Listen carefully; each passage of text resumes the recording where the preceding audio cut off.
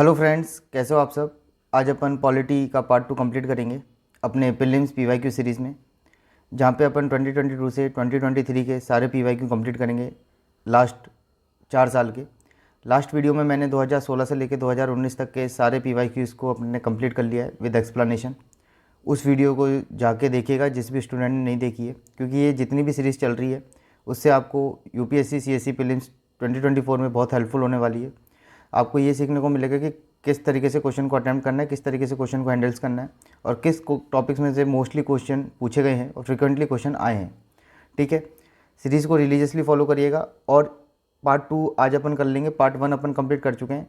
Part 1 और part 2 दोनों को मिला के पिछले 8 साल के पीवाईक्यू सारे के सारे कंप्लीट हो जाएंगे पॉलिटी के। ऐसे ही सारे सब्जेक्ट के पीवाईक्यू कंप्लीट करते हुए चलेंगे पार्ट 1 और पार्ट 2 में। ठीक है, आज पॉलिटी कंप्लीट हो जाएगी। नेक्स्ट सब्जेक्ट कौन सा आएगा वो कल अपडेट हो जाएगा अपने टेलीग्राम ग्रुप में, जिसका लिंक आपको डिस्क्रिप्शन में प्रोवाइड हो जाएगा। Okay now, and second thing, एक चीज़ कि भाई जो मैं आपसे क्वेश्चन पूछता हूँ उसका आंसर दीजिए। ठीक है, उससे आपको बेनिफिट मिलेगा। आपको ये पता लगेगा कि भाई मेरे को कितना याद है, कितना मैं भूल गया हूँ। ठीक है, उससे आपको ये भी पता लगेगा कि भाई किस टॉपिक को, किस सब्जेक्ट को मैक्सिमम रिवीजन की रिक्वायरमेंट है। ठीक है, क्योंकि मेरे को इससे कोई बेनिफिट नहीं मिलेगा, मैं तो आपसे क्वेश्चन नहीं भी पूछूंगा। ठीक है, लेकिन ये है कि आपको अगर मैं क्वेश्चन पूछूंगा तो वो एक आपका एक्टिव रीडिंग का पार्ट होगा। नहीं तो ये वीडियो देखते जाओगे, आंसर देखते जाओगे, सॉल्व करते जाओगे, उससे इतना बेनिफिट नहीं मिलेगा। खुद को भी उतना ही एक्टिव होना पड़ेगा जितना कि मैं आपको ये फिल्टर कंटेंट प्रोवाइड करवा रहा हूँ सारे का सारा। ठीक है, ओके नाउ 2022 के क्वेश्चन स्टार्ट करते हैं। और ये जो सीरियल नंबर आप देख रहे हैं, सेकंड नंबर, ये मैंने नहीं डाला, ये आपके क्वेश्चन पेपर का सेकंड क्वेश्चन पूछा गया था 2020 के यूपीएससी सीएससी प्रीलिम्स में। Rajya Sabha has a equal power with Lok Sabha. ठीक है, Rajya Sabha has a equal power with Lok Sabha. Option A है the matter of creating a new all India services. Option B amending the constitution. Option C the removal of the government. And option D making cut motion. पहले आप question को solve करने की कोशिश करिएगा और फिर जब मैं सॉल्व कर रहा हूँ तो उसको देखिएगा मैं किस तरीके से क्वेश्चन को सॉल्व कर रहा हूँ। क्वेश्चन में सिंपल सा पूछा गया कि भाई Rajya Sabha has the equal power with Lok Sabha. देखो ये स्टैटिक का पार्ट है, ये एम लक्ष्मीकांत में सीधा सी पावर दी गई है। राज्यसभा की कौन कौन सी पावर है, लोकसभा की कौन कौन सी पावर है, दोनों की किस में इक्वल पावर है। ठीक है, तो जैसे कि मैंने अपने लास्ट वीडियो में बताया था कि exclusive power of the Lok Sabha, वैसे राज्यसभा की भी कुछ एक्सक्लूसिव पावर होती है जो खाली राज्यसभा के पास है। जैसे कि आर्टिकल 249 जो है और अपना आर्टिकल 312 जो है, ये एक्सक्लूसिव पावर और राज्यसभा में। क्या आर्टिकल 249 में ये लिखा हुआ है कि Rajya Sabha authorise the parliament to make the law in a state list. ठीक है, 312 आर्टिकल में क्या दिया गया है कि Rajya Sabha authorise the parliament to create a new all India services common to the both centre and the state. ठीक है, तो आंसर क्या होगा इस तरीके से, इसका आंसर क्या होगा बताइए कि Rajya Sabha has the equal power with Lok Sabha. Answer is B, क्योंकि ये creating the all India new services देता है exclusive power of the Rajya Sabha, not equal power with the Lok Sabha. ठीक है, बट अमेंडिंग द कॉन्स्टिट्यूशन की अमेंडमेंट की जब बात आ गई तो equal power of Lok Sabha with Rajya Sabha. ठीक है, इंपॉर्टेंट है, यहाँ से क्वेश्चन पूछा जाता है। और ये आप जो भी स्टैटिक बुक फॉलो कर रहे हैं, स्टैंडर्ड बुक फॉलो कर रहे हैं, उसमें ये दिया है। ठीक है, इसका आंसर है बी, अमेंडिंग द कॉन्स्टिट्यूशन। ठीक है, नाउ सेकंड क्वेश्चन, ये एमपीएलईडी स्कीम, ठीक है, इंपॉर्टेंट स्कीम है। एमपीएलईडी स्कीम का मतलब है member of the parliament local area development scheme.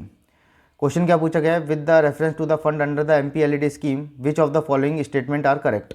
ठीक है, पहले आप क्वेश्चन को सॉल्व करने की कोशिश करिए। ठीक है, फर्स्ट ऑप्शन दिया हुआ है MPLAD fund must be use to create durable assets like physical infrastructure for health education etcetera. Second statement दिया है a specific portion of each MP fund must benefit to SC ST population. Third option दिया है MPLAD fund are sanction on yearly basis and the unused fund can not be carried forward to the next year.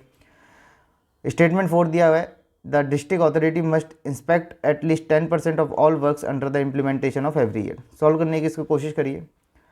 पहले आपको मैं कुछ बता देता हूँ, वैसे ही स्टैटिक का पार्ट है। ठीक है, एमपीएलईडी स्कीम बहुत इंपॉर्टेंट स्कीम है। ये बेसिकली इंट्रोड्यूस हुई थी 1993 में। ठीक है, और that scheme was fully funded by the government of India. और किस मिनिस्ट्री के अंदर आती है, क्वेश्चन पूछ लेते हैं, मॉस्पी के अंदर आती है, ministry of statistics and training. ठीक है, ministry of statistic and programme implementation. ठीक है, एक चीज़ ध्यान रखिएगा, जो फर्स्ट स्टेटमेंट जो अपनी है, MPLAD fund must be use to create a durable asset like physical infrastructure health and education. This is a basic of MPLAD scheme, यही इसका मेन पर्पस है। ठीक है, तो स्टेटमेंट 1 तो क्या होगी, करेक्ट होगी। सेकंड चीज, specific portion of the each MP fund must be benefit to SC ST population. Yes, जो भी इनको फंड मिलता है बेसिकली इनको ईयरली बेसिस पे 5 करोड़ रुपए मिलते हैं एमपीज़ को, ठीक है, MPLED फंड के अंदर, जिसमें से 15% जाएगा जो कि SC पॉपुलेटेड एरिया है और 7.5% जाएगा जो कि ST पॉपुलेटेड एरिया है। ये जो भी मैं बता रहा हूँ ना ये स्टेटिंग में दिया हुआ है, ठीक है, और ये स्कीम इंपॉर्टेंट है, ठीक है, इस चीज़ को ध्यान रखिएगा। और in MPLED scheme can empower the every MP to spend a certain sum of amount to development of his her constituency, ठीक है, ऑन वेरियस सोशल डेवलपमेंट। अब चाहे वो हेल्थ में कर लो, एजुकेशन में कर लो, ड्रिंकिंग वाटर में कर लो, रोड में कर लो, इलेक्ट्रिसिटी में कर लो, कोई भी आप ड्यूरेबल और फिजिकल असेट में आपको इस फंड को यूज़ करना है, ठीक है। और कुछ सर्टेन अमाउंट जो है SC ST पॉपुलेटेड एरिया में भी जाएगा, जिसका मैंने बता दिया, ये मेंस में लिख सकते हो आप।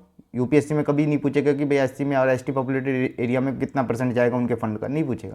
लेकिन SC में 15% जाता है, ST में 7.5% जो भी फंड होता है वो ST पॉपुलेटेड एरिया में यूज़ किया जाता है, ठीक है। तो statement second is also correct. Statement third की बात करते हैं, MPLED fund are sanction on yearly basis, okay fine, and the unused fund can not be carried forward to the next year. ये कैन नॉट है ना, ये गलत है, that can be carried forward in the next year, ठीक है। तो statement third is wrong.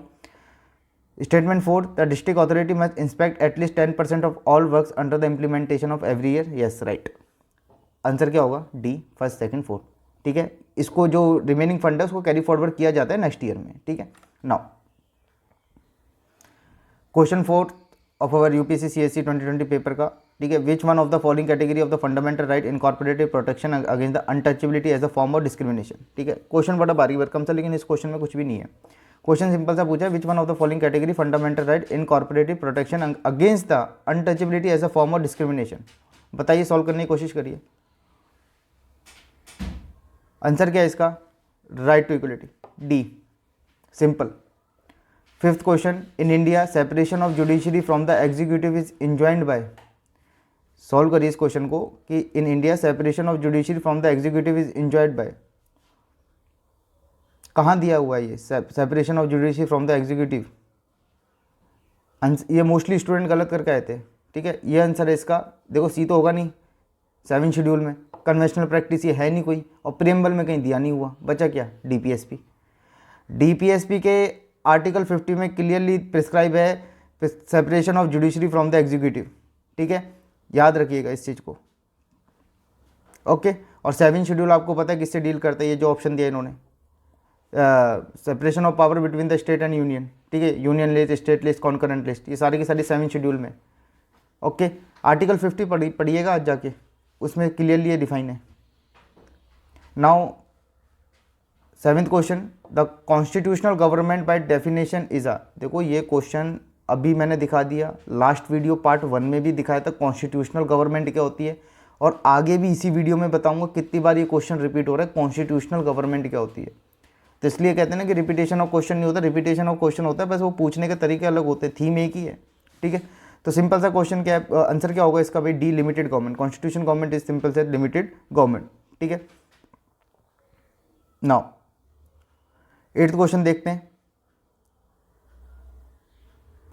Other than the fundamental right which of the following part of the constitution of India reflects the principle and provision of the UDHR, universal declaration of human right 1948, preamble, DPSP, fundamental duties. बताइए answer इसका। Basically इसका answer है third, simple सा पूछा है कि fundamental right के अलावा जो भी प्रिंसिपल हैं अपने UDHR में वो किस चीज़ में रिफ्लेक्ट करते हैं, प्रीएम्बल में करते हैं, DPSP में करते हैं, या फंडामेंटल राइट ड्यूटीज़ में करते हैं, सब में करते हैं, ठीक है।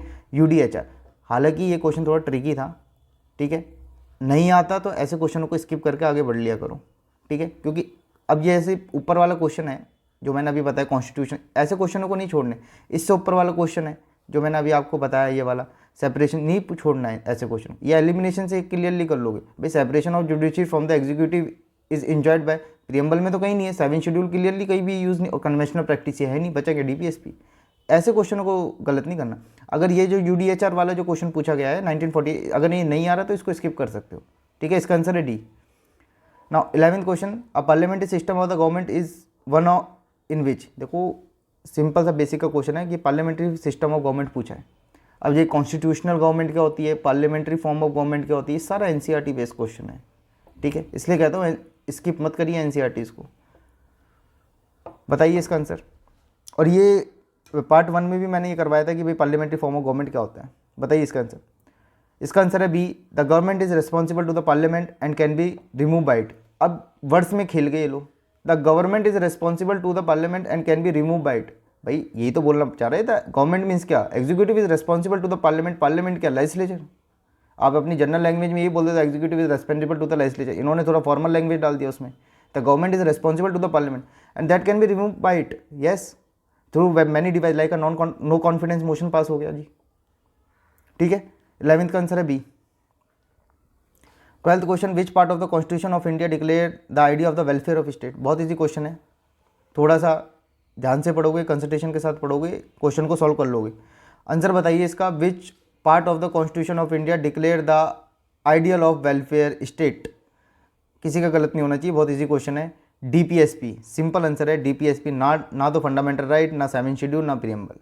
ठीक है, नाउ 13 क्वेश्चन, देखो इसमें कुछ एक्सप्लेन करने को नहीं है, ये थोड़े से आपका कॉमन सेंस की बात है, थोड़ा आपका कंसंट्रेशन की बात है। अगर ऐसे क्वेश्चन को गलत नहीं करने, थोड़ा सा रुकोगे, थोड़ा सा सोचोगे, इजीली क्वेश्चन कर लोगे। क्वेश्चन में सिंपल से ही पूछा, विच part of the constitution of India declare the ideal of the welfare state. Fundamental right में तो नहीं है, प्रीएम्बल में भी नहीं है, 7 शेड्यूल तो वैसे ही खत्म, बचा क्या, DPSP. Question 13, consider the following statement, the constitution of India define it's basic structure in term of federalism, secularism, fundamental right and the democracy.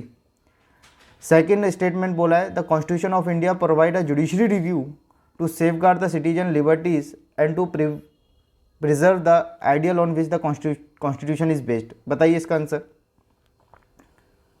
इसका आंसर है डी। पहली चीज़ तो जब स्टेटमेंट पहले बोला, the constitution of India define the basic structure, constitution में कहीं भी बेसिक स्ट्रक्चर डिफाइन नहीं है, ये जुडिशरी इंटरप्रिटेशन है in Kesavananda Bharati versus state of Kerala case 1973 का। ठीक है, यहाँ पे कॉन्स्टिट्यूशन में कहीं भी डिफाइन नहीं है बेसिक स्ट्रक्चर। और दूसरी चीज़ मैं आपको बता दूँ, जुडिशरी रिव्यू जो है ना, ये एक्सप्लिसिटली कहीं भी मेंशन नहीं है कॉन्स्टिट्यूशन ऑफ इंडिया में। There is a no explicit provision in the Indian constitution for the judiciary review, it is a integral part of our constitution. ठीक है, तो constitution of India provide for the judicial review, wrong. Constitution of India define it basic structure, wrong. Answer is D, neither 1 and 2। Okay, now question 14, one common agreement between the Gandhism and Marxism is. Mostly कोई student इसको गलत करके आए थे। ठीक है, ये question भी थोड़ा ट्रिकी क्वेश्चन था। ठीक है, सोचोगे, थोड़ा सा रुकोगे, लगा जाओगे, नहीं तो ऐसे क्वेश्चनों को मैं यही कहूँगा कि स्किप करके आगे चलो। ठीक है, गलत मत करो, नेगेटिव मत लो फालतू में। काफ़ी क्वेश्चन है, नए कट ऑफ 50 क्वेश्चन सही हो गए, कट ऑफ पार हो जाएगी, वो भी नहीं करने हैं, 40 पे भी हो रही है कट ऑफ पार तो। ठीक है, नाउ आंसर बताइए इसका।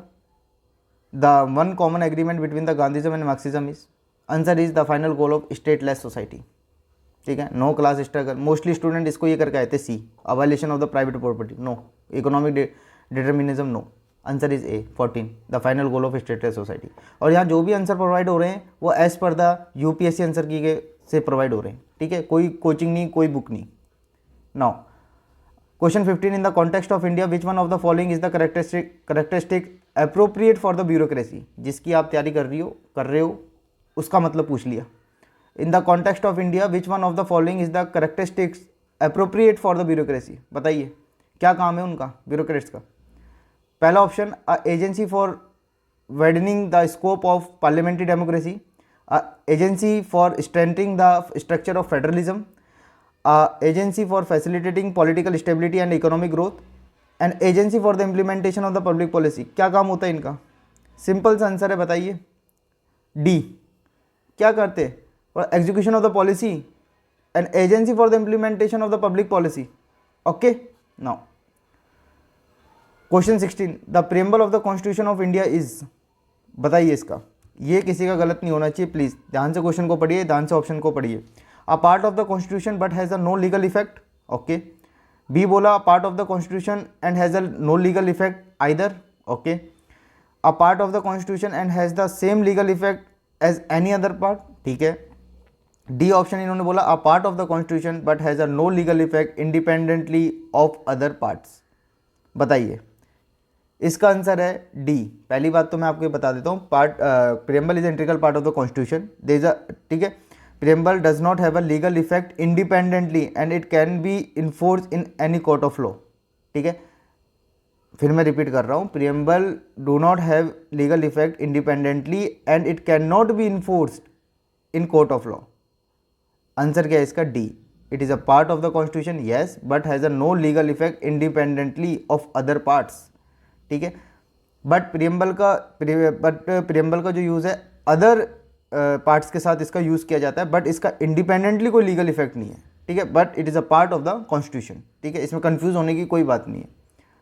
Next question, with the reference of the provision containing in the part 4th of the constitution of India, means part 4 means DPSP, which of the following statement is are correct? They shall be enforceable by the court, they shall not be enforceable by any court, the principle laid down in this part are to influence to make of law by the state। बताइए इसका answer, बहुत easy question है, DPSP पे पूछा है part 4th। इसका answer है basically D. Basically, DPSP not be enforceable by the court. They shall be enforceable by the court? No. They shall not be enforceable by any court? Yes. The principle laid down in this part are to influence to यही तो इसका main purpose है, to influence the making of a law by the state। ठीक है, now 19 question, consider the following statement, according to the Constitution of India, a person who is eligible to vote can be made a minister in a state for 6 months even if she is not a member of the legislature of that state। Second statement है, according to the RPA 1951, a person convicted of a criminal offense and sentenced to imprisonment for 5 years is permanently disqualified from the contesting an election even after his release from the prison। बताइए, solve करिए इसको। इसका answer है D. इसका answer है D. सोचा क्या है, ये मोस्टली स्टूडेंट इसका सी लगा के आए थे, गलत। यहाँ पे ट्रैप क्या है ये समझिएगा।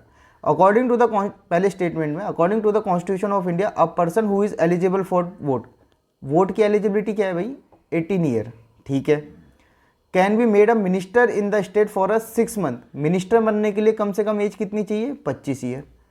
जो वोट डाल सकता है क्या वो मिनिस्टर बन सकता है? नहीं भाई, वोट तो आप 18 साल में डाल सकते हो, बट मिनिमम MP MLA बनने की एज क्या है? 25 साल। तो स्टेटमेंट वैसे ही गलत हो गया। ठीक है, ये ट्रैप है इसमें। According to the constitution of India, person who is eligible to a vote can be made a minister in a state for a 6 month. ये आगे का स्टेटमेंट चाहिए भैया, आप मिनिस्टर नहीं हो तो आपको 6 महीने के लिए हम आपको मिनिस्टर बना देंगे, लेकिन आपको 6 महीने के अंदर किसी भी हाउस का मेंबर बनना पड़ेगा। ठीक है, लेकिन ये नहीं इसका, लेकिन जो इन्होंने ऊपर की जो लाइन डाली वो गलत है। A person who is eligible to a vote can be made a minister in a state for a 6 month even he she not a member of the legislature in that state. ठीक है, half जो line है यहाँ पे वो सही है, लेकिन जो प्रीवियस लाइन जो इन्होंने बोली, who is eligible for the vote can be made a minister, ये रॉन्ग है। सेकंड स्टेटमेंट में क्या ट्रैप है? RPA के अंदर 1951, a person convicted criminal office में आप कन्विक्ट हुए हो, आपको इंप्रिजमेंट बना है 5 साल के लिए, आप डिस्क्वालीफाई हो, आप परमानेंटली डिस्क्वालीफाई नहीं होगे, आप परमानेंटली डिस्क्वालीफाई नहीं होगे from the contesting election even after he is release from the prison. No, from the date of conviction till the stated time तक ही आप डिस्क्वालीफाई हो। ठीक है, तो नाइदर 1 and 2। नेक्स्ट क्वेश्चन की तरफ मूव करते हैं। Consider the following statement. देखो ये प्रेसिडेंट बहुत इंपॉर्टेंट टॉपिक है। ठीक है, और प्रेसिडेंट जब इलेक्शन पिछले साल हुए जब, तो वो बहुत ज़्यादा इंपॉर्टेंट रहा था। Now statement 1, the president of India can summon a session of the parliament at such place as he is think fit. Second statement, the constitution of India provide for 3 session of the parliament in a year, but it is not mandatory to conduct all 3 sessions। Okay, there is a no minimum number of days that a parliament is required to meet in a year। इस question को solve करिए अगर किसी ने basics अच्छे से पढ़े हैं या फिर वो जो भी स्टैंडर्ड बुक पढ़ रहा है उसमें दिया होगा, पक्का दिया होगा, और बहुत इजी क्वेश्चन है ये, कुछ नहीं है इस क्वेश्चन में। आप इसको सॉल्व करने की कोशिश करिए। आंसर है इसका सी। बेसिकली आप देखिए कि the president of India can summon a session of the parliament at such place as he think fit. Yes, right statement, static का पार्ट है।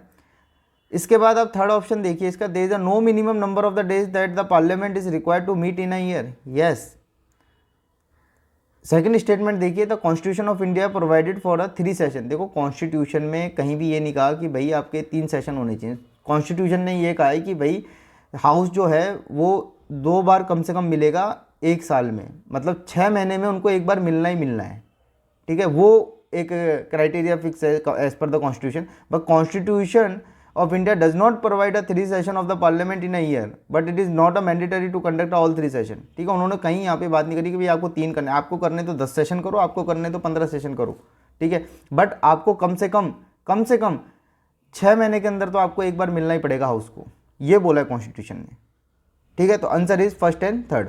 ओके, 2020 के सारे क्वेश्चन सॉल्व करा दिए हैं। 2021 के अपन क्वेश्चन सॉल्व करते।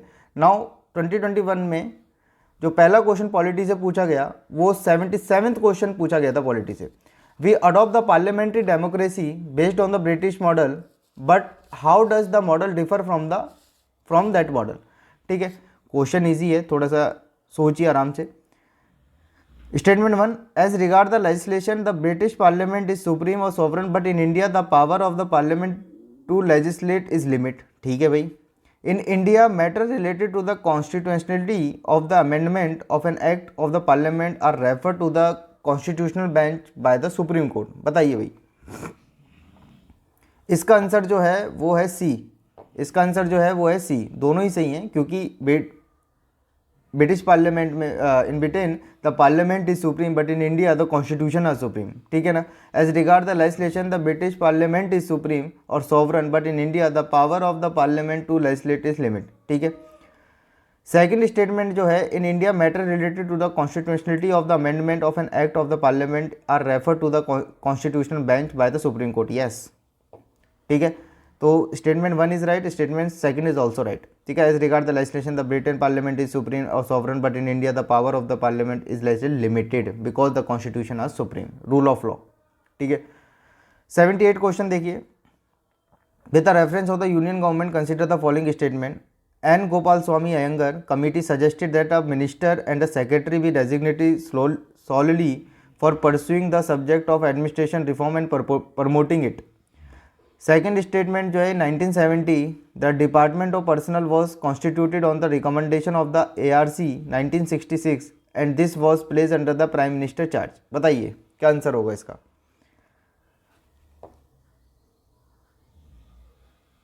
इसका आंसर है बेसिकली सी। इसका आंसर है basically C, both first and second is right. ठीक है। N. Gopal Iyengar committee suggested that the minister and the secretary be designated solely for pursuing the subject of administration reform and promoting it। Yes, it's a right statement। In 1970, the Department of Personnel and constituted and recommended the Administrative Reform Commission 1966 and this was placed under the Prime Minister charge। Yes, this was placed under the Prime Minister charge। Okay, now बहुत easy question है second। 79, right to privacy is protected under which article of the Constitution of India। बताइए। इसका answer है सी, article 21। बहुत easy question है, इसमें कोई explain करने की कोई बात ही नहीं है, बेसिक्स का पार्ट है। 80th question, consider the following statement. In India there is a no law restricting the candidate from contesting in one Lok Sabha election from 3 constituencies. Statement second, in 1991 Lok Sabha election Shri Devi Lal contested from 3 Lok Sabha constituencies. Statement 3, as per the existing rule if an candidate contest in one Lok Sabha election from many constituencies, his her party should bear the cost by election for the constituencies vacant by him her in the event of him her winning in all the constituencies। बताइए इसका answer, solve करने की कोशिश करिए। 80 question.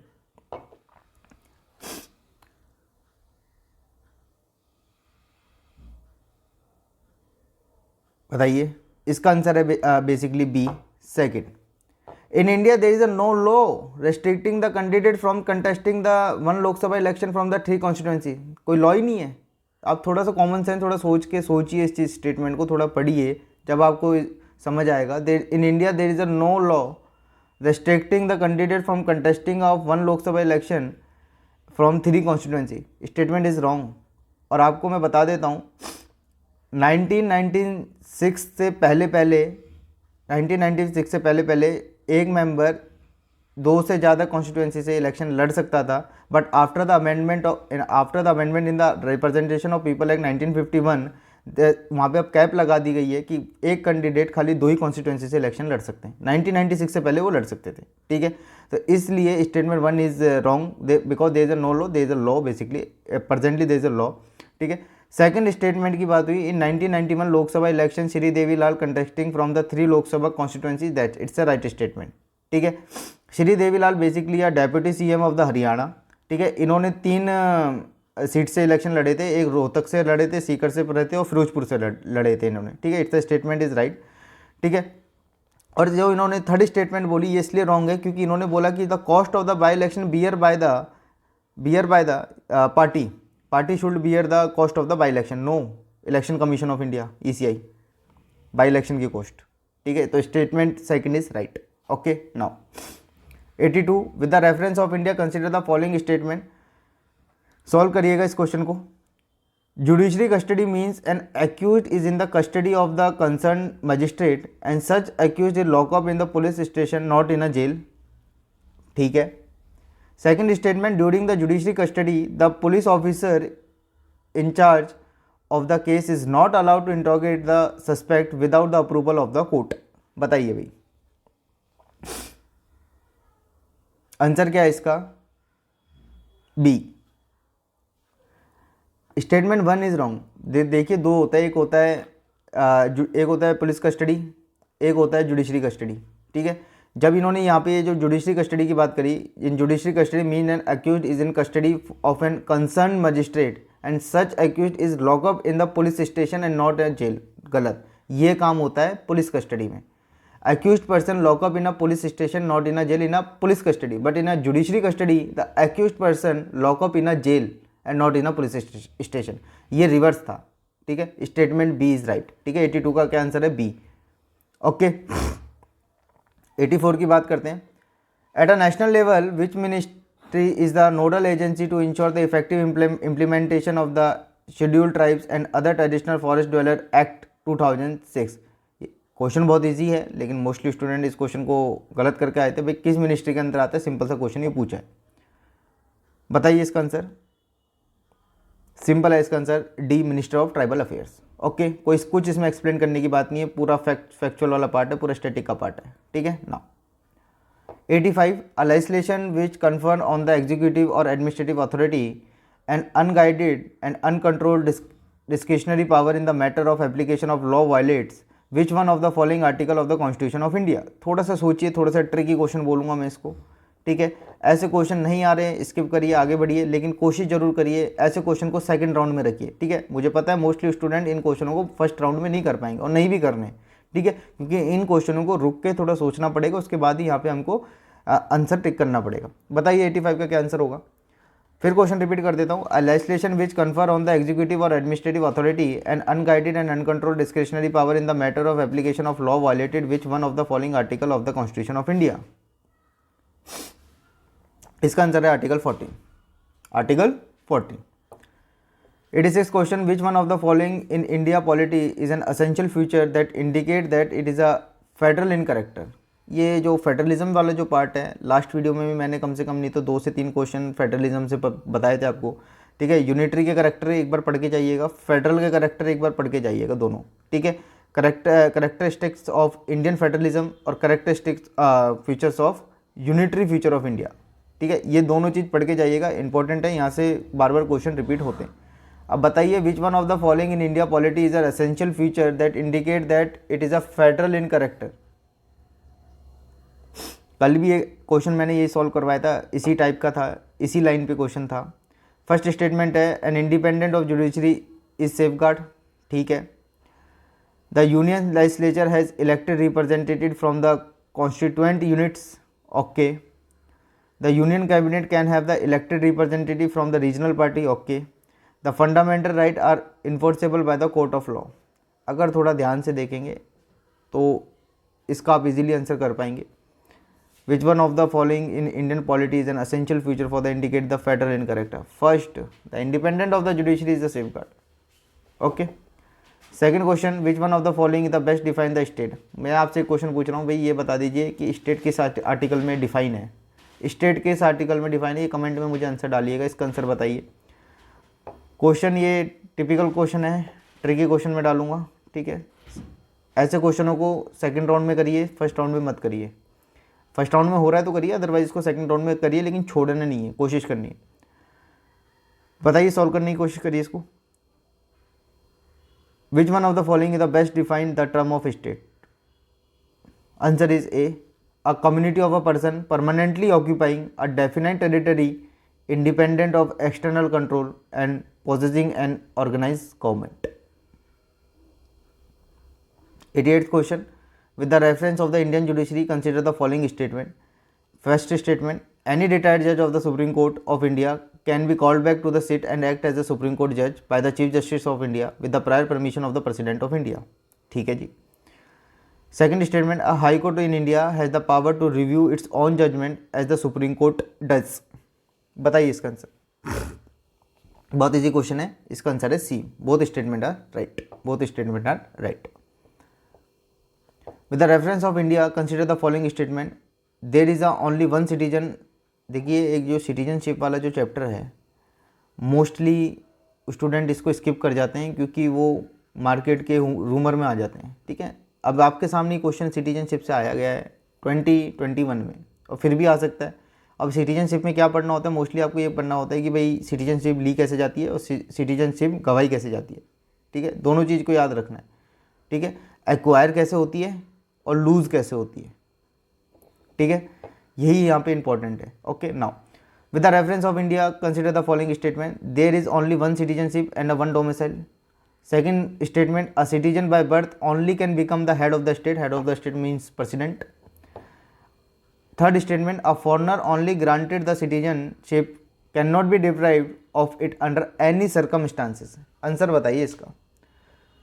Third option देखेंगे, third statement देखेंगे, a foreigner once granted the citizenship can not be deprive of its under any circumstances. एक बार किसी फॉरेनर को, किसी भी यूएस सिटीजन को हमने इंडियन सिटीजनशिप दे दी, फिर हम उसकी इंडियन सिटीजनशिप टर्मिनेट ही नहीं कर सकते किसी भी सर्कमस्टांसेस पे। आप स्टेटमेंट को देख के, पढ़ के समझ के आ रहा होगा कि ये तो वैसे ही गलत है, ठीक है। तो ऑप्शन सी एंड डी गए, ठीक है। बेसिकली जो सिटीजनशिप जो टर्मिनेट हो रही है उसके 3 मेथड ही होते हैं, रेनोंसिएशन हो गया, टर्मिनेशन हो गया, डेप्रीविएशन हो गया, ठीक है। स्टेटमेंट जब सेकंड आप पढ़ेंगे तो इसमें क्या बोला है, citizen by birth only can become the head of the state. No, naturalisation भी एक प्रोसेस है। बाय बर्थ तो आप प्रेसिडेंट बन सकते हो, लेकिन नेचुरलाइजेशन से भी आप प्रेसिडेंट बन सकते हो। लेकिन यूएस में आप बाय बर्थ ही प्रेसिडेंट बन सकते हो, इंडिया में ऐसे नहीं है। इंडिया में बाय बर्थ आप प्रेसिडेंट बनो, चाहे नेचुरलाइजेशन से बनो, लेकिन यूएस में थोड़ा सा उल्टा है। वहाँ पे बाय बर्थ ही आप, अगर आप वहाँ पे सिटीजन ऑफ यूएस हो बाय बर्थ, तो ही आप प्रेसिडेंट ऑफ इंडिया बन सकते हो। अगर इंडिया में आप citizen of India by birth and naturalisation के थ्रू, फिर भी आप हेड ऑफ स्टेट बन सकते हो। तो statement second is also wrong, then the answer is A, there is a only one citizen and a one domicile. Okay, now 90 question, which one of the following factor constitute the best safeguard of the liberty in the liberal democracy. देखो, ये जो liberty वाली जो term है, ये मैंने part 1 में भी आपको बताया था, लास्ट वीडियो में भी, कि भाई यहाँ से क्वेश्चन आया है। फिर देख लीजिए, बेसिक का क्वेश्चन है, थोड़ा सा रुकिए, थोड़ा सा समझिए और बताइए। Which one of the following is the constitute the best safeguard of liberty in the liberal democracy? Committed judiciary, centralization of power, elected government या separation of power? स्टूडेंट यहाँ कंफ्यूज थे, इसका आंसर है SOP, separation of power, separation of power. 91 question, under the Indian constitution concentration of the wealth violets. यहाँ भी mostly student ने question गलत किया था। अब जैसे कि मैं आपसे यही रिकमेंड करूँगा, जैसे 90 क्वेश्चन हुआ, 91 क्वेश्चन हुआ, ऐसे क्वेश्चंस में क्या होता है कि आपको रुकना है, थोड़ा टाइम देना है, उसको समझना है, फिर जाके आपको राइट आंसर कर देना है। इन क्वेश्चनों को देखते ही आप नहीं दे पाओगे, क्योंकि ये थोड़े ट्रिकी क्वेश्चन होते हैं। मोस्टली ये क्वेश्चन स्टूडेंट गलत ही करके आते हैं, लेकिन फिर भी अपन को ऐसे क्वेश्चन को स्किप नहीं करने, छोड़ने नहीं, कोशिश जरूर करनी। बिल्कुल ही नहीं आ रहा, बिल्कुल ही गायब है, छोड़ के आ जाना। अदरवाइज ऐसे क्वेश्चनों को सेकंड राउंड में ही रखना। फर्स्ट राउंड में देखा, एक्साइटेड हो गए, आंसर मार्क कर दिया, गलत ही हो करिए होगे, ठीक है। इतना एक्साइटमेंट नहीं दिखाना है वहाँ पे। क्वेश्चंस को इजीली हैंडल करने हैं, थोड़े ध्यान से पढ़ना है, क्योंकि माइन्यूट सी चीज़ें क्या हो जाती है, ऑप्शंस को गलत कर देती है और हम उन माइन्यूट चीज़ों पे ध्यान नहीं दे पाते। ठीक है। नाउ अंडर द, जैसे मैंने आपको बताया था कि भाई जो वोट देने के लिए एलिजिबल है, जैसे प्रीवियस ऊपर वाले क्वेश्चन में बताया था मैंने कि जो भी वोट देने के लिए एलिजिबल है वो MP MLA के लिए भी एलिजिबल है। भाई वोट देने के लिए तो 18 साल का लड़का एक एलिजिबल हो जाता है, लेकिन वो MP MLA तो ना बन सकता। MP MLA के लिए तो उसे 25 ईयर ऑफ एज चाहिए ना। ठीक है। नाउ इसलिए मैं कह रहा हूँ माइन्यूट सी चीज़ों को ध्यान दीजिए। ठीक है। हड़बड़ा में आंसर मत दीजिए, थोड़ा सा टाइम दीजिए। जिस क्वेश्चन को समझ नहीं आ रहा है उसको 2 बार पढ़ लीजिए, 3 बार पढ़ लीजिए, उसके बाद आंसर लगाइए।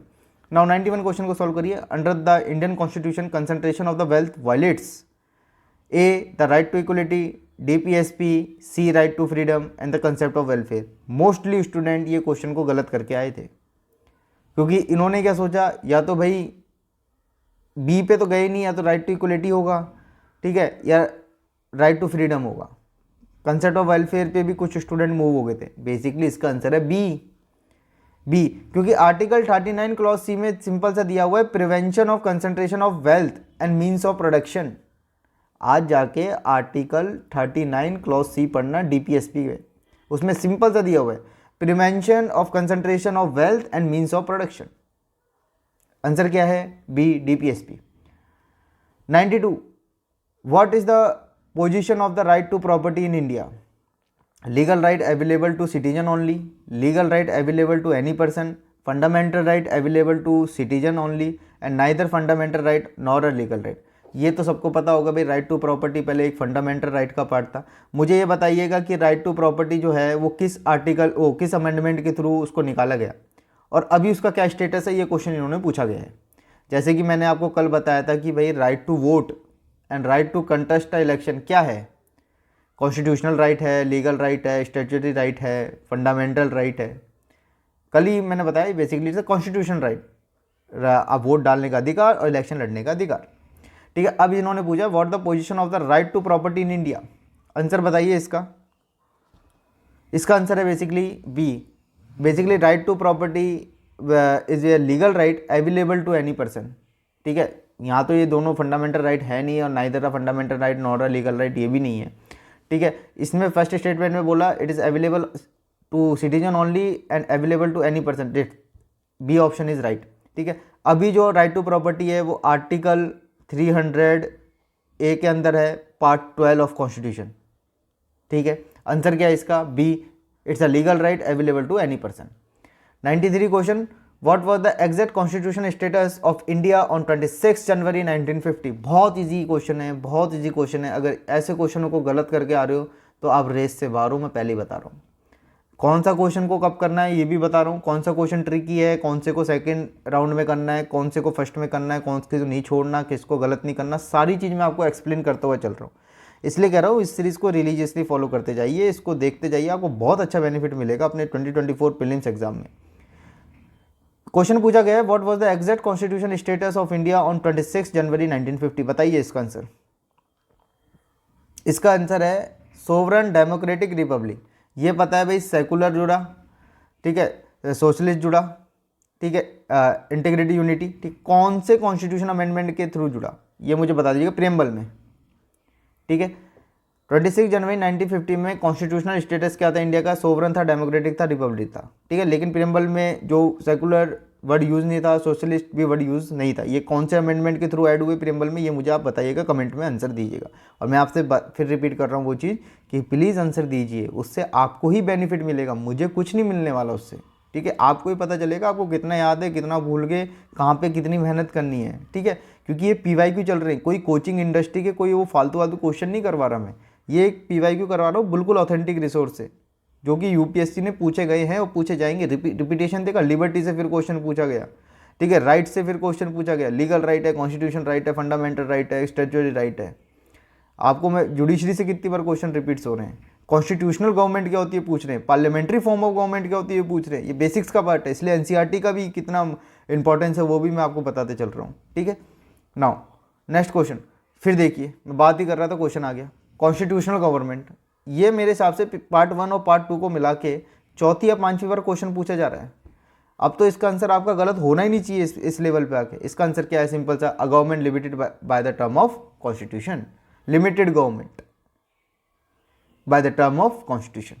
ठीक है, 2022 के क्वेश्चन स्टार्ट करते हैं। 2020 एंड 2021 के क्वेश्चन खत्म हो गए। ठीक है, अब 2022 के क्वेश्चन स्टार्ट करते हैं। नाउ 11th क्वेश्चन से आपके 2022 के पेपर में क्वेश्चन पूछे गए पॉलिटी से।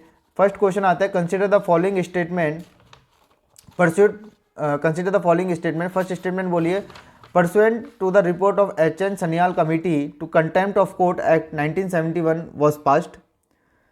Second statement, the Constitution of India empower the Supreme Court and the High Court to punish for the contempt of themselves.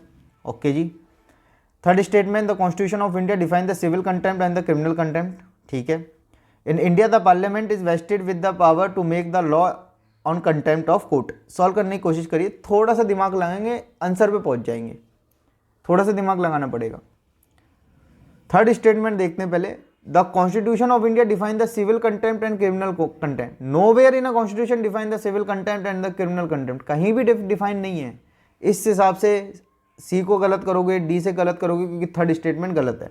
ठीक है, अब ये तो क्लियर हो गया, अभी फर्स्ट भी राइट है, सेकंड भी राइट है। ये देख लेते हैं फोर्थ क्या बोलता है। फोर्थ देख लेते हैं, in India the parliament is vested with the power to make the law on contempt of court. Yes, parliament के पास पावर है to make the law on contempt of court. ठीक है भाई, आंसर क्या है इसका, बी। आंसर क्या है इसका, B, first second fourth, first second fourth. Okay, 12th question, with the reference of India consider the following statement. First statement, government law officer and the legal firm are recognise as advocate but corporate lawyer and patent attorney are excluded from the recognisation as advocate. Okay जी। Second statement, Bar Council have the power to lay down the rule related to legal education and recognition of the law colleges. Answer बताइए इसका। देखिए ये थोड़ा typical question है, hard question है। ठीक है, अगर ऐसा क्वेश्चन नहीं आ रहा तो छोड़ के आगे बढ़ जाइए। ठीक है, क्योंकि लगा के आओगे, गलती कर लगा के आओगे, नहीं आ रहा तो ठीक है, तुक्का मारना की जरूरत नहीं है। अगर आप थोड़ा सा यूपीएससी को समझें, प्रीलिम्स के पेपर को, तो वहाँ पे फालतू में तुक्के मारने की जरूरत अभी रही भी नहीं, क्योंकि कट ऑफ बहुत नीचे जा रही है। ठीक है, अटैम्प्ट बढ़ाते जा रहे हो आपकी, भाई मैं 85 कर दूंगा, 90 कर दूंगा, 95 कर दूंगा, उससे कोई मतलब नहीं है। एक्यूरेसी पे अब यूपीएससी का सारा गेम एक्यूरेसी पे टिक गया है, और पहले सी सेट का तो सारा ही एक्यूरेसी का गेम है। ठीक है, जीएस का फिर भी मैं मान लेता हूँ कि अटैम्प्ट थोड़े बहुत ज़्यादा होने चाहिए। ठीक है, क्योंकि वहाँ से ही फाइनल मेरिट डिसाइड होनी है, लेकिन एक्यूरेसी का ज़्यादा इंपॉर्टेंस है। ठीक है, कम करो लेकिन ज़्यादा राइट करो। मैं हरदम ये कहता हूँ, जो भी पढ़ो अच्छा पढ़ो। क्वेश्चन जो भी अटेम्प्ट कर रहे हो, ये सोचो कि मेरा हर क्वेश्चन राइट होगा। ठीक है, सोच तो सकते हो ना, वो तो मुझे ही पता है कि भाई 50 के 50 क्वेश्चन अटेम्प्ट करें वो तो सही नहीं होंगे, उसमें से यही है कि 40-45 ही सही होंगे अगर अच्छे से पढ़ाई करिए तो। ठीक है, लेकिन सोच के तो अपना ये चलो कि मैं 50 के 50 ही सही होंगे। ठीक है, नाउ 12th क्वेश्चन की बात करते हैं, स्टेटमेंट 1 एंड सेकंड। बताइए कौन सा स्टेटमेंट सही है, इसमें से सॉल्व करने की कोशिश करिए। इसका आंसर है बेसिकली बी। एक्चुअली मैं फर्स्ट स्टेटमेंट में क्या बोला है, government law officer and the legal firm are recognise as a advocate. ठीक है जी, but corporate lawyer and patent attorney are excluded from the recognise as a advocate. ऐसा कुछ नहीं है। The corporate lawyer and patent attorney are not be excluded from the recognisation as a advocate, आप उनको भी कर सकते हो। ठीक है, सेकंड स्टेटमेंट राइट है। Bar council have the power to lay down the rules relating to the legal education and recognition of the law colleges as per the Advocate Act 1961. ठीक है, तो statement second is right. Question 13 देखते हैं, consider the following statement. A bill amending the constitution require a prior recommendation of the president of India. भाई किसी amendment bill आ रहा है तो उसमें प्रायर रिकमेंडेशन चाहिए प्रेसिडेंट की। Okay, second statement, when a constitution amendment bill is presented to the president of India it is obligatory for the president of India to give his assent. Okay जी साहब, first हो गया, second हो गया। Third statement, the constitution amendment bill must be passed by the both Lok Sabha and the Rajya Sabha by the special majority and there is a no provision for the joint sitting. ये majority पे मैंने पता क्यों focus करा, मैंने last video में भी आपसे बोला था मेजोरिटी पढ़ के जाइए। देखिए मेजोरिटी इंपॉर्टेंट टॉपिक है, नहीं छोड़ना है। टाइप्स ऑफ मेजोरिटी पढ़िए, और कौन सी मेजोरिटी कहाँ लगती है ये भी पढ़ना है। दो ही चीज़ पढ़नी है। सिटीजनशिप में मैंने बताया कैसे ली जाती है, कैसे एक्वायर की जाती है, कैसे लूज़ करी जाती है, यही पढ़ना है वहाँ पे। मेजोरिटी में ये पढ़िए कि कौन कौन सी मेजोरिटी और कौन कौन सी मेजोरिटी कहाँ कहाँ यूज़ होती है, क्योंकि यहाँ पे क्वेश्चन बनते हो बनेंगे, इस बार भी आएगा क्वेश्चन, देखना मेजोरिटी कहीं ना कहीं क्वेश्चन पूछ ही लेगा, डायरेक्ट नहीं पूछेगा तो इनडायरेक्टली क्वेश्चन पूछे जाएंगे। ठीक है, इसका आंसर है बेसिकली, पहले आंसर छोड़िए, पहले मैं बता देता हूँ, अगर कोई भी कॉन्स्टिट्यूशन अमेंडमेंट बिल लाते हैं तो वहाँ पे प्रेसिडेंट की कोई भी प्रायर रिकमेंडेशन नहीं लगती। ठीक है, याद रखिएगा इस चीज़ को। तो स्टेटमेंट 1 इज रॉन्ग, वैसे 1 गलत होता है, ऑप्शन आंसर पे डायरेक्ट पहुँच जाते हो, बी इसका आंसर है। ठीक है, देखा, मेरे को पता है कि भाई अमेंड कॉन्स्टिट्यूशन अमेंडमेंट बिल लाना है, उस पर there is no need for the there no prior recommendation for the of the president of India. ठीक है, तो मैंने स्टेटमेंट 1 रॉन्ग करा, डायरेक्ट आंसर पे अपन मूव हो गए, कौन सा, B, second and third. 14 question, consider the following statement, the constitution of India classify the minister into 4 rank, cabinet minister, minister of state with the independent charge, minister of state and deputy minister, fine. The total number of the minister in the union government including the prime minister shall not exceed 15% of the total number of the member in the लोक सभा। बताइए, किसी ने अच्छे से वो लक्ष्मीकांत पढ़ा होगा तो वो बता देगा। इसका आंसर है जी बी। कॉन्स्टिट्यूशन में कहीं भी क्लासिफिकेशन नहीं है 4 रैंक का, ये जो क्लासिफिकेशन दिया हुआ है बेसिकली वो दिया हुआ है rule of procedure and conduct of business of Lok Sabha. ठीक है, ये जो classification cabinet minister, minister of state and independent charge, minister of state, deputy minister, ये सब basically rule of procedure and conduct of business of Lok Sabha में दिया हुआ है, ये कॉन्स्टिट्यूशन ऑफ इंडिया में क्लासीफाई नहीं है। ठीक है, ये वाली जो चीज़ है कि total number of the minister जो होना चाहिए यूनियन गवर्नमेंट में इंक्लूडिंग द प्राइम मिनिस्टर, वो 15% से ज़्यादा नहीं होनी चाहिए, राइट। और ये पता है कब हुई थी, ये हुई थी 91st अमेंडमेंट एक्ट के थ्रू। ठीक है, एंड 2003 में। ठीक है, उससे पहले ऐसा कोई प्रोविज़न नहीं था, ये कैप लगी कि 15% से ज़्यादा जो मिनिस्टर जो हैं वो नहीं होंगे इंक्लूडिंग द प्राइम मिनिस्टर, वो लगा आपके 91st कॉन्स्टिट्यूशन अमेंडमेंट एक्ट से। जितने भी इंपॉर्टेंट अमेंडमेंट हैं वो प्लीज़ देख के जाइएगा, 61 क्यों ना हो, 44 क्यों ना हो, 42 क्यों ना हो, 91 क्यों ना हो। ठीक है ना। 15 question, which of the following is the exclusive power of the Lok Sabha. ये अभी मैंने जस्ट बताया था आपको, 2020 में पूछा गया था कि राज्यसभा की एक्सक्लूसिव पावर, अब पूछ ली लोकसभा की, रिपीट हुआ क्वेश्चन नहीं हुआ, आपके सामने है। Which of the following is the exclusive power of the Lok Sabha. First statement देखिए, to ratify the declaration of the emergency, ठीक है जी। Second, to pass the motion of no confidence against the council of minister, fine. To impeach of the president of India, देखो president बहुत important topic है, इसको पढ़ के जाइएगा, हर दूसरे तीसरे चौथे क्वेश्चन में प्रेसिडेंट के नाम मिल जाएंगे आपको। ठीक है, बताइए, थोड़ा सा सोचिए इसको, क्वेश्चन को इजीली कर लोगे। भाई प्रेसिडेंट का इम्पीचमेंट करना है, इसमें तो राज्यसभा भी है और लोकसभा भी है। इमरजेंसी डिक्लेयर करनी है, उसमें राज्यसभा भी आएगा, लोकसभा भी आएगा। लेकिन जो नो कॉन्फिडेंस मोशन जो पास होगा वो लोकसभा में ही होगा, राज्यसभा में नहीं होगा। Rajya Sabha is a permanent house. To pass the motion of the no confidence against the council of minister, answer is B, second.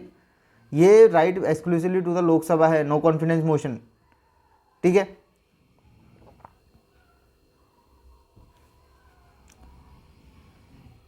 ठीक है, बेसिकली 2 एक्सक्लूसिव पावर है लोकसभा की, एक तो ये नो कॉन्फिडेंस मोशन, और मनी बिल भी कहाँ इंट्रोड्यूस होता है, only in Lok Sabha. No confidence motion भी कहाँ होगा, only in Lok Sabha. Okay, Rajya Sabha की मैंने बताया था ऑल इंडिया सर्विसेज, और पार्लियामेंट को क्या कह सकता है कि भैया आप स्टेट लिस्ट में लॉ बनाइए।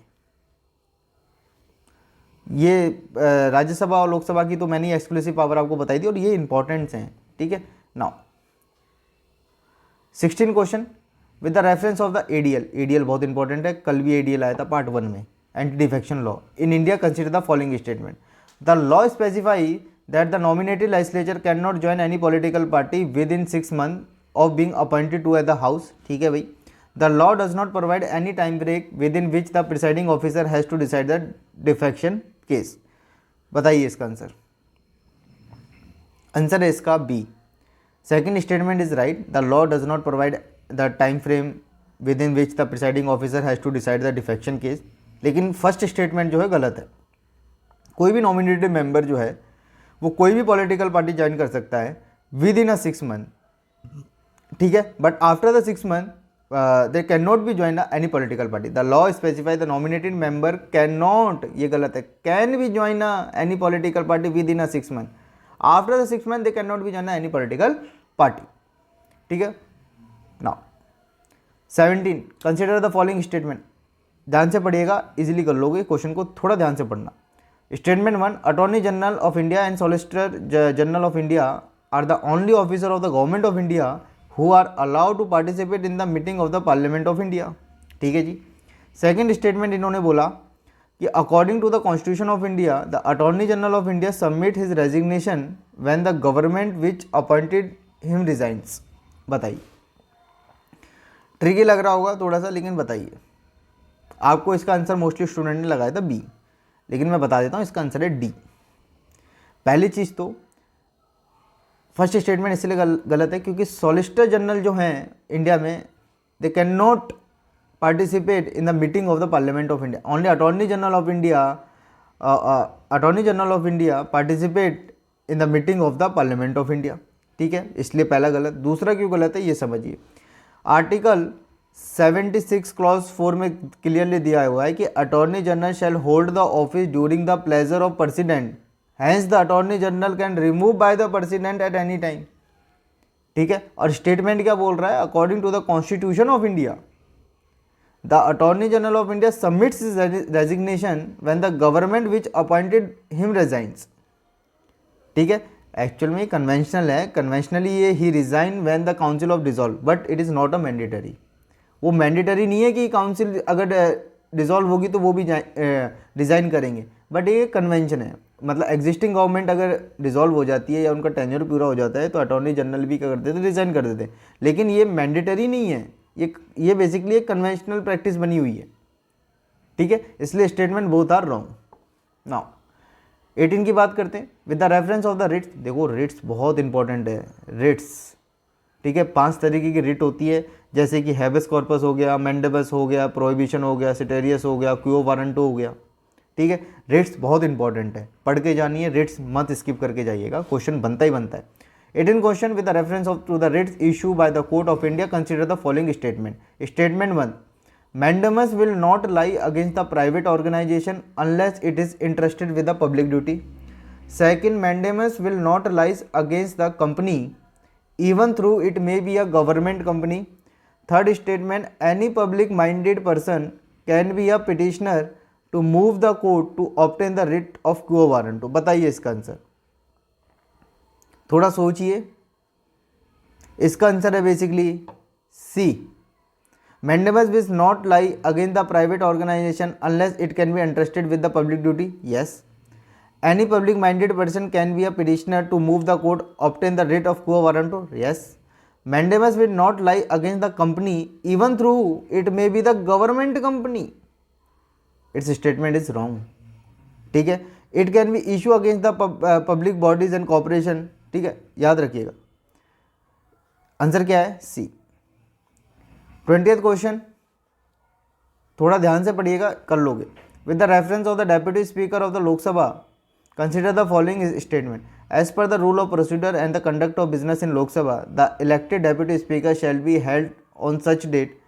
The election of the deputy speaker shall be held on such date as the speaker may fix. ठीक है, there is a mandatory provision that the election of the candidate of the deputy speaker of Lok Sabha shall be from either the principal opposition party and the ruling party. ठीक है, the deputy speaker has the same power as the speaker when presiding over the sitting of the house and no appeal lies against his ruling. Fourth statement, the well established parliamentary practices regarding the appointment of the deputy speaker is that the motion of moved by the speaker and duly seconded by the prime minister. इसका answer बताइए मुझे, easy question है, easily कर लोगे। Answer क्या है, आप पहले ये देखिए, इसका आंसर छोड़िए, इसका स्टेटमेंट नंबर आप देखिए, ये वाला second. There is a mandatory provision that the election of the candidate of the deputy speaker of the Lok Sabha shall be from either the principal of opposition party और अ रूलिंग पार्टी। कोई mandatory नहीं है। होता ये था कि भाई जो स्पीकर जो है वो आपका इलेक्टेड गवर्नमेंट की पार्टी से होगा, जो भी इलेक्टेड गवर्नमेंट है, और जो डेप्यूटी स्पीकर जो है वो अपोजिशन पार्टी से होंगे। ठीक है, लेकिन ये कोई मैंडेटरी प्रोविजन नहीं है। There is a mandatory provision that the election of the candidate of the deputy speaker of the Lok Sabha shall be from either the principal opposition party और अ रूलिंग पार्टी। ठीक है, तो ये स्टेटमेंट होता है गलत। जैसे ही सेकंड स्टेटमेंट गलत होता है तो आप सिंपल सा बी और डी तो निकाल दोगे। अब पढ़िए third statement. The deputy speaker has the same power as the speaker when presiding over the sitting of the house and no appeal lies against the ruling. ठीक है, ये स्टेटमेंट बिल्कुल राइट है, और जब ये स्टेटमेंट राइट है तो कन्फ्यूजन गायब फर्स्ट एंड फोर्थ में। अब देखते हैं first statement, as per the rule of procedure and the conduct of business of in Lok Sabha the election of the deputy speaker shall be held at such date as the speaker may fix. Yes, deputy speaker के election की जो date जो है वो speaker final करते हैं। ठीक है, स्टेटमेंट 1 इज राइट, तो स्टेटमेंट 1 इज राइट, तो क्या होगा इसमें, थर्ड फोर्थ बचे थे, आंसर क्या होगा 1, आंसर क्या होगा A, first and third. Last question 2022 का, if a particular area is brought under the 5th schedule of the Constitution of India, which one of the following statement best reflect the consequences of it? ये 5th schedule and 6th schedule बहुत ज़्यादा important है, सबसे ज़्यादा schedule में यही important है, 5th and 6th schedule, इनको पढ़ के जाइएगा, और बहुत इजी क्वेश्चन है, थोड़ा सा ध्यान से पढ़िए क्या पूछ रहा है। If a particular area is brought under the 5th schedule of the Constitution of India, which one of the following statement best reflect the consequences of it? This would prevent the transfer of land of the tribal people to a non-tribal people. Statement A is right. Okay, now 32 question को देखते हैं। 2023 का question start हो रहे हैं, और 2023 में तो आपको पता था कि पेपर किस तरीके से आया था। ठीक है, काफ़ी, अब 2023 की जो आंसर की है ऑफिशियल आंसर की नहीं आई है। ठीक है, लेकिन जो भी अपने कोचिंग इंडस्ट्री ने जो भी आंसर की निकाली है और जो मैंने क्वेश्चन सोल्व करे हैं, ठीक है, वो मैं आपको आंसर प्रोवाइड कर रहा हूँ। अभी यूपीएससी की खुद की ऑफिशियल आंसर की नहीं आई है ना। 32 की बात करते हैं। स्टेटमेंट 1 बोलता है, in India prisons are managed by the state government with their own rules and regulation for the day to day administration of prisons. ठीक है भाई। स्टेटमेंट 2 बोलता है, in India prisons are govern by the prison act 1894 which expressly kept the subject of prisons in the control provision government। बताइए इसका answer क्या होगा। इसका आंसर बेसिकली है A. Statement 1 and statement 2 are correct and statement 2 is a correct explanation of the state 1। ठीक है, basically law and order जो है वो किसके अंदर आता है, स्टेट लिस्ट के अंदर आता है, ये पता ही होगा, शेड्यूल 7 में सारा कुछ दिया हुआ है। नाउ स्टेटमेंट 1 बोलता है, in India prison are manage by the state government, yes, with their own rules and regulation for the day-to-day administration of prison। बिल्कुल राइट है। in India prison are governed by the prison act 1894 which expressly kept subject the prison in the control of provincial government। okay, answer क्या है इसका A। now next question, which of one of the following statement best reflect the chief purpose of the constitution of the country। फिर same question कितनी बार repeat हुआ आपके सामने, constitution government पूछना चाह रहे हैं indirectly. It defines the limit the power of the government. Which one of the following statement best reflect the chief purpose of the constitution of the country? It defines and limit the power of the government। ठीक है, constitutional government क्या होती है ये बताना, क्या यही नहीं होती क्या, limited government, limits the power of the government through the constitution. Now 34, in India which one of the following constitutional amendment was widely believed to be enacted to overcome the judiciary interpretation of the fundamental right। बताइए इसका answer. Basically 44th amendment जो लाया, जो 42nd amendment में जो भी कुछ हुआ, बेसिकली 44th अमेंडमेंट वो brought to reserve the all the amendment made in the 42nd amendment. जो भी 42nd अमेंडमेंट में जो भी कुछ किया उसको रिवर्स करने के लिए, ठीक है, इसलिए 42nd अमेंडमेंट लाया, 44th अमेंडमेंट लाए, तो ये तो आंसर इसका होगा नहीं। और फर्स्ट कॉन्स्टिट्यूशन अमेंडमेंट जो है वो किससे रिलेटेड है, first amendment about in the land related law to judiciary review. ठीक है, तो इसका आंसर है basically 42nd amendment. In India which one of the following constitution amendment वो widely believe to be enacted to overcome the judiciary interpretation of the fundamental right is 42nd amendment. 35 question, consider the following organisation bodies in India. कौन सी constitutional body है इसमें से, ठीक है, ये भी एक इंपॉर्टेंट टॉपिक है, constitutional and non constitutional bodies को याद करके जाइएगा। अभी भी टाइम है, टेबल बना लीजिए, यहाँ पे नॉन कॉन्स्टिट्यूशनल बॉडी लिखिए, यहाँ कॉन्स्टिट्यूशनल बॉडी लिखिए, अपने टेबल के सामने चिपका लीजिए, इजीली याद हो जाएगी। बताइए इसका आंसर है basically only one, the national commission of for backward classes is basically a constitutional body. ये भी पहले स्टैट्यूटरी बॉडी थी, लेकिन इसको बाद में कॉन्स्टिट्यूशनल बॉडी डिक्लेयर कर दिया गया। किस अमेंडमेंट एक्ट के थ्रू किया गया वो मुझे बता दीजिए। ये 3 की 3 जो है वो नॉन कॉन्स्टिट्यूशनल बॉडी है। आंसर क्या है इसका ए। ठीक है, नाउ 36 पे बात करते हैं। फिर देखिए प्रेसिडेंट, कितनी बार मैंने आपको प्रेसिडेंट बता दिया। If the election of the president of India is declare void by the supreme court of India, all act done him her in the performance of the duty of his her office of president before the date of decision became invalid. Okay जी. Election for the post of the president of India can be postponed on the ground that the legislative assembly has been dissolved and the election yet take place. ठीक है. Third statement, when the bill is presented to the president of India, the constitution prescribes time limit within which he she has declared his her assents. बताइए, इसका solve करिए. देखिए मैं आपको बता देता हूँ पहली चीज़ तो कि चाहे लेजिस्लेटिव असेंबली जो पर्टिकुलर सीट वैकेंट हो, चाहे लेजिस्लेटिव असेंबली डिसॉल्व हो, ठीक है, इस केस में प्रेसिडेंट के इलेक्शन पोस्टपोन नहीं होते. तो स्टेटमेंट सेकंड रॉन्ग हुआ. ठीक है.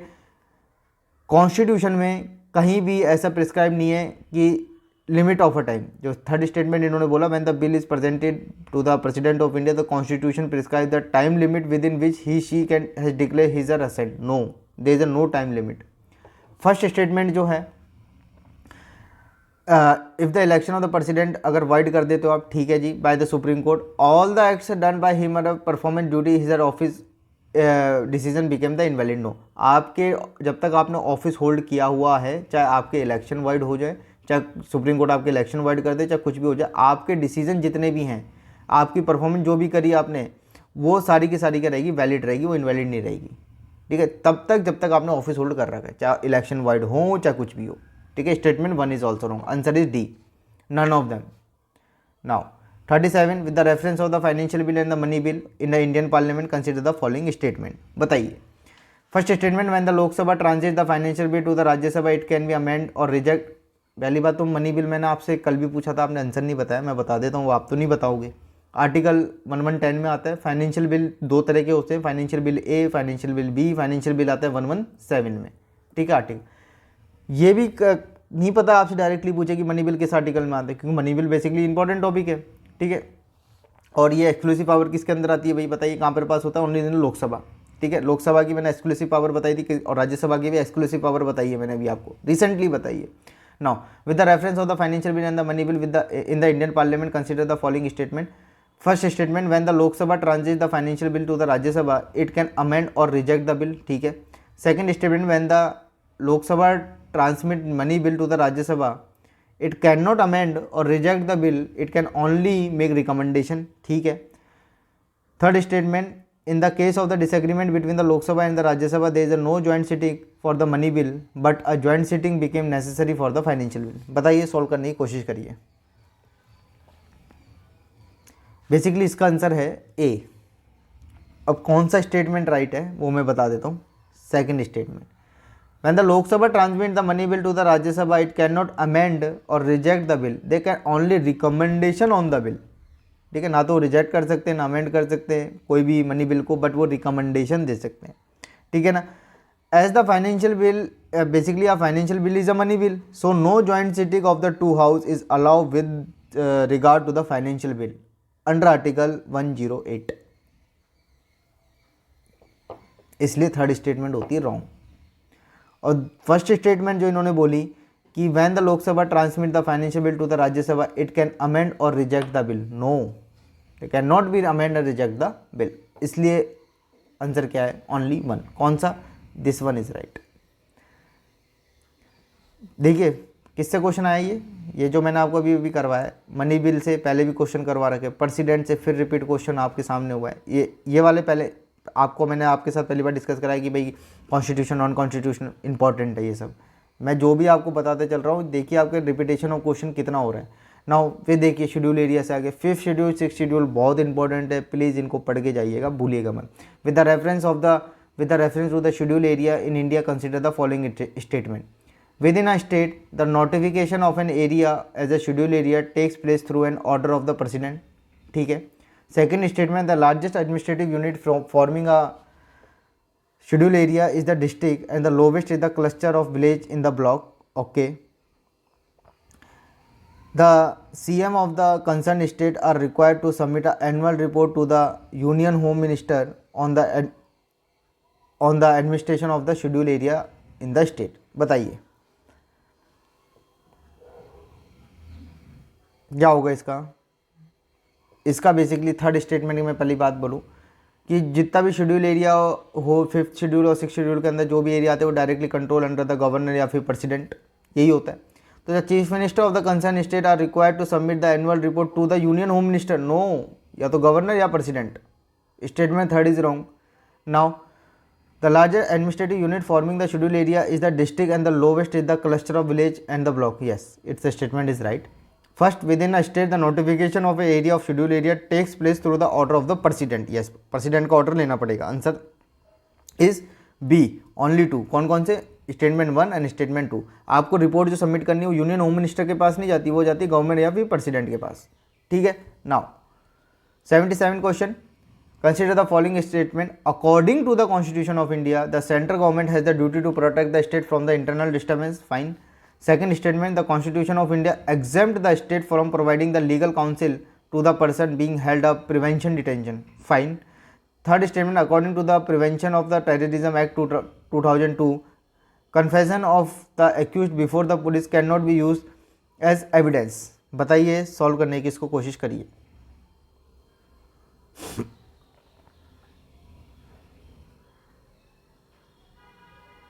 इसका आंसर है basically A, only first statement is correct. कौन सी स्टेटमेंट करेक्ट है? फर्स्ट वाली। According to the constitution of India the central government has duty to protect the state from the internal disturbance. Second statement में इन्होंने बोला है the constitution of India exempt the state from providing the legal counsel to the person being held the prevention detention. Exempt, no. A K Gopalan case और article 39 में clearly दिया हुआ है free legal aid. The Constitution of India not exempt the state from providing the legal counsel to a person being held a prevention detention. आपको देना पड़ेगा. That cannot be exempted. Now, third statement, according to the Prevention Terrorism Act 2002, confession of the accused before the police cannot be used as the evidence. No, can be used as the evidence. ठीक है, answer क्या है इसका? A. 80 question. फिर देखिए, फिर president.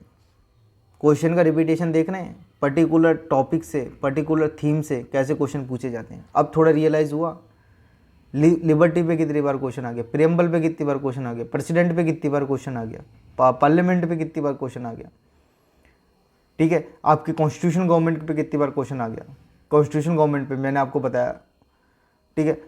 Now consider the following statement in respect of the election of the to the president of India. First statement, the member nominated to either house of the parliament or the legislative assembly of the state are also eligible, include the electoral college. Okay. Higher the number of the elective assembly seats, higher is the value of the vote of the each MLA of that state. Fine. Third statement, the value of the vote of the each MLA of the MP is greater than the Kerala. अब बताओ यार, ये मतलब statement इन्होंने इतना, इस बार का paper तो खैर था ही टिपिकल, मैं इस चीज़ को एक्सेप्ट करता हूँ और करनी भी चाहिए हर स्टूडेंट को। जिसने पेपर दिया उसी को पता है कि उस 2 घंटे में उसने कैसे हैंडल करा है पेपर को। ठीक है। अब आप ये पूछ रहे हो value of vote of the MLA of MPs and is greater than the Kerala. ठीक है। Now fourth question, the value of the vote of the each MLA of Pondicherry is higher than the Arunachal Pradesh because the ratio of the total population to total number of the elective seats in Pondicherry is greater as compare to the Arunachal Pradesh. बताइए इसका answer. Basically मैं बता देता हूँ, आप पहले first statement देखिए। The member of the nominated member to either house of the parliament और इस legislative assembly of the state are also eligible for the including in the election electoral college. President के जो electoral college में only elected member ही रहते हैं, nominated member include नहीं होते। तो स्टेटमेंट फर्स्ट हुई गलत। Higher the number of the elective assembly seat, higher is the value of the vote of the each MLA of that state. Yes, right statement. The value of the vote of each state, each MLA of MP is greater than the Kerala. It's also right. ठीक है। Now, fourth statement, the value of the vote of the each MLA of the Pondicherry is higher than that of the Arunachal Pradesh because the ratio of the total population of the total number of the elective seat in Pondicherry greater as compared to Arunachal Pradesh. Basically ये क्या है ना, reverse करा है इन्होंने। ये क्या करा है? रिवर्स करा है, इसलिए स्टेटमेंट क्या है? रॉन्ग है। The value of the vote of the each MLA of Pondicherry is lower than the Arunachal Pradesh because the ratio total population of the total number of the elective seat in the Pondicherry is lower as compared to the Arunachal Pradesh. ये statement होती तो right होता। ठीक है, इसलिए fourth statement is also wrong. Answer क्या होगा इसका? आंसर होगा इसका B. Statement first right, statement third right, ठीक है। Okay, now next question, consider the following statement in respect to the constitution Day. मैं मानता हूँ कि क्वेश्चन पेपर हार्ड था 2023 का, लेकिन ये क्वेश्चन तो गलत नहीं होना चाहिए था, कितना भी हार्ड हो जाए। स्टेटमेंट 1 बोलता है the constitution day is celebrated on 26 November every year to promote the constitutional value among the citizen. Okay, statement 2 बोलता है कि on 26 November 1949 the constitution assembly of India set up the drafting committee, बताइए, under the chairmanship of the B R Ambedkar to prepare the draft constitution of India. Statement 1 is right but statement 2 is incorrect, ठीक है।